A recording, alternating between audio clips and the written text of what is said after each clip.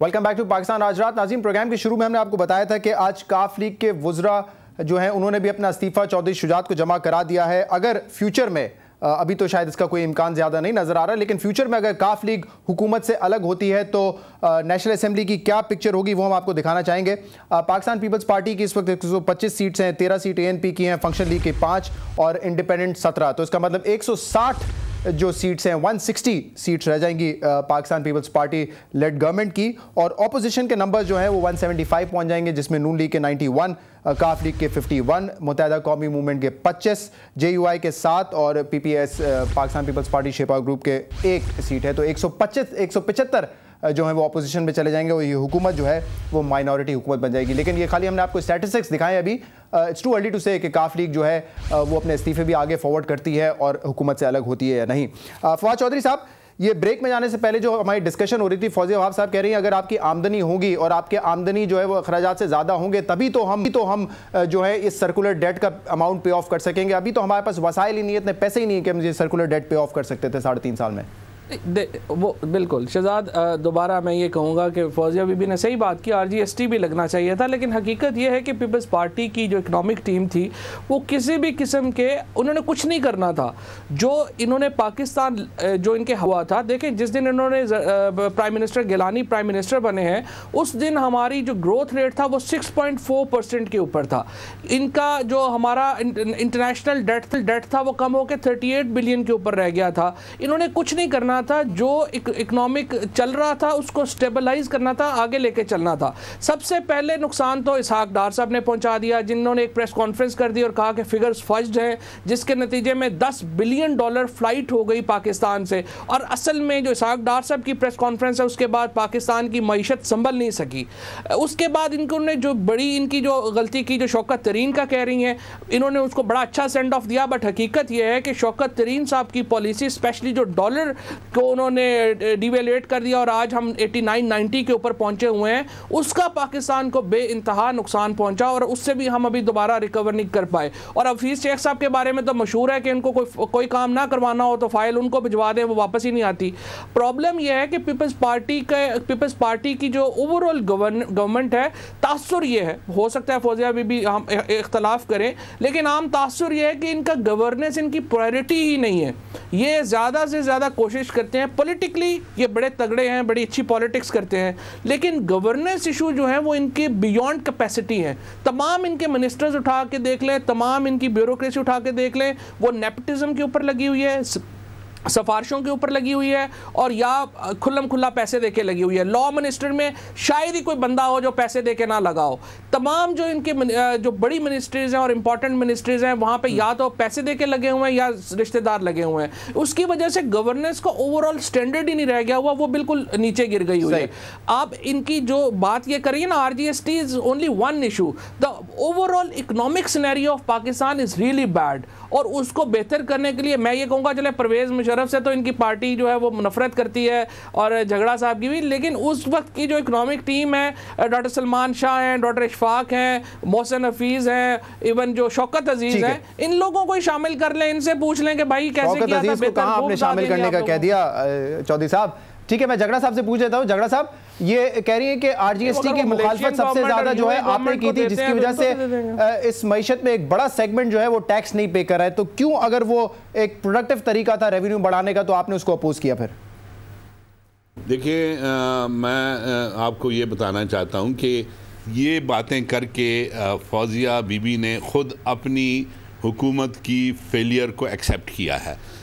जिस तरह आपने कहा, देखें जी, आमदनी जो है उसको बढ़ाना, उसको कंट्रोल करना, गवर्नेंस को कंट्रोल करना, ये हुक्मरान जमात का काम होता है। पहले तो हमने RGST की, ये हमें बताएं कि कहाँ पर, किस जगह पर किसी ने मुखालफत की है। ये खुद कह रही हैं कि MQM और PMLN, तो MQM तो इनके साथ हुकूमत में बैठी हुई थी, ये एक दफ़ा नहीं कई दफ़ा बैठ चुकी है, और फिर वही बात हो जाती है कि बाहर निकलते हैं फिर आ जाते हैं। लेकिन PMLN ने जो भी बात की है वो in the larger interest of the public की है, आवाम के लिए की है, कि अननेसेसरी टैक्सेशन ज़रूर करें। ये बिल्कुल ऑन रिकॉर्ड है हमारा स्टैंड। बगैर टैक्सेशन के हमने कहा है कि हुकूमतें नहीं चलती, मुल्क नहीं चलते। टैक्सेशन होनी चाहिए, लेकिन आप जो टैक्सेशन करते हैं उसको रियलिस्टिक बनाएं। उन लोगों को टैक्स नेट में लाएं जिन पे वाकई आपने टैक्स लगाना है। आप जो टैक्स लगा रहे हैं वो उसमें कॉमन मैन अफेक्ट हो रहा है। लेकिन ये इनकी बात दुरुस्त थी कि आरजीएसटी से काफी सारे ऐसे लोग जो है वो टैक्स रेट में आ जाते हैं जो कि टैक्स पे कर सकते हैं, उनको पे करना चाहिए था। ये बात फौजिया आपकी बिल्कुल ठीक है। फिगर्स अगर आप उठाएंगे उसमें कौन कौन आ रहा था तो आप खुद मुझसे एग्री करेंगे, ये भी एग्री करेंगे कि हाँ इसमें कॉमन मैन इफेक्ट हो रहा था। ये फिगर्स तो उस वक्त हमने बताई थी कि जी ये फौजिया साहब एक और बात जो आपने भी कहा कि करप्शन की बात की जाती है, अभी फवाद चौधरी साहब गवर्नेंस की जिक्र कर रहे हैं कि वो आपकी तरजीहात में तो है ही नहीं।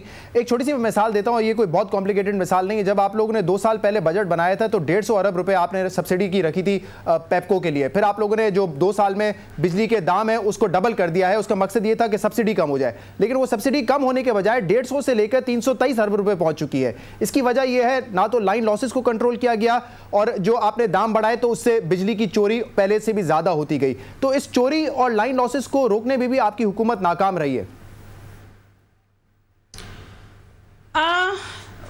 हो सकता है ये आपका एक नुक्ते नज़र हो कि नाकाम रही हो, या हो सकता है आपके सवाल में अपनी बात को ऊंचा रखने के लिए आपने इस तरह सवाल बना दिया है कि जिससे ऐसा तो बड़ा एक सादा सा सवाल किया है मोहतरमा, ये आप किस किस्म के इल्जाम लगा रही हैं? अच्छा, नहीं फौजिया बीबी से मैं एक सवाल करता हूँ कि आप कहाँ कामयाब हुई हैं, नाकाम? स्टील मिल को देख लें, PIA को देख दें, रेलवे को देख लें, वापडा को देख लें, कहाँ पर कोई इम्प्रूवमेंट आई है ये मुझे बता दें। चलिए ये मेरा सवाल हो गया। ओके। पहले तो मैं एक बात वाजे करना चाहती हूँ कि ये बार बार कह रहे हैं 90 रुपए का डॉलर हो गया। प्लीज़, अभी भी 87 रुपीज़ का डॉलर है, तो 3 रुपए का अभी भी फ़र्क है। दूसरे उन्होंने ये कहा कि हमारी जो माशी सूरत हाल है वो इंतहाई बुरी है। अभी मैं नहीं कह रही हूँ, ये एक इंतहाई क्रेडिबल अखबार है इस मुल्क का, डॉन, वो ये लिख रहा है, उसने अभी रिपोर्ट दी है कि जो कॉर्पोरेट सेक्टर है उसने 44% ग्रोथ रजिस्टर की है।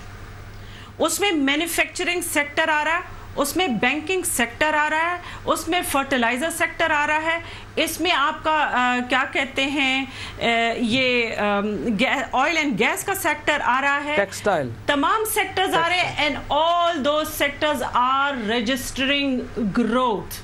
तो फिर जब ये प्राइवेट इदारे इस माहौल में जब ये प्राइवेट इदारे इस माहौल में फौजिया वहाब साहिबा, जब ये प्राइवेट इदारे जो है बेहतर कारकर्दगी दिखा रहे हैं इस माहौल में, तो फिर क्या वजह है कि हमारे जो सरकारी इदारे उनकी परफॉर्मेंस इतनी बुरी रही है? ये फिगर जो है ये कैसे इस लोड शेडिंग में ये कुछ हो सकता है जो ये कह रही हैं? हमारे यहाँ जो पब्लिक सेक्टर ऑर्गेनाइजेशंस हैं उनकी कुछ की कारकर्दगी बुरी है लेकिन कुछ की अच्छी भी है। मसलन नादरा एक बहुत अच्छे तरीके से परफॉर्म कर रहे हैं। मसलन आपके सामने OGDCL है, वो आपके सामने बहुत अच्छी तरीके से परफॉर्म कर रहे हैं। हमारे यहाँ जो की हालत आपको पता है क्या बन गई है? OGDCL की हालत, public sector, they are doing quite well, कोई आप उनको वो नहीं कर सकते हैं। PSO इसलिए प्रेशर में आया है क्योंकि वो सर्कुलर डेट का शिकार हुआ है। अब रही बात पाकिस्तान रेलवेज की और PIA की, यस डेफिनेटली आई अंडरस्टैंड कि वहां पर मामला दुरुस्त नहीं है, उनको ठीक करने की जरूरत है, लेकिन ये नहीं मुमकिन है कि हम उनको डिसओन कर दें या हम उनको प्राइवेटाइजेशन की तरफ लेके चले जाएं। Right now the president of Pakistan ये समझते हैं कि प्राइवेटाइजेशन मसले का हल नहीं है। हम ये चाहते हैं, हमने ये देखा है कि पिछले 20 सालों में वक्त मेरे पास बिल्कुल खत्म हो गया है। इंशाल्लाह इस गुफ्तगू को हम अपने अगले प्रोग्राम्स में कंटिन्यू करेंगे। बस टाइम बिल्कुल, अवाम में कोई मजबूती नहीं आई। राइट, बहुत बहुत फौजिया वहाब साहब प्रोग्राम में तशरीफ लाने के लिए। इकबाल जफर झगड़ा साहब आपका भी बहुत बहुत शुक्रिया, और फवाद चौधरी साहब आपका भी बहुत बहुत शुक्रिया।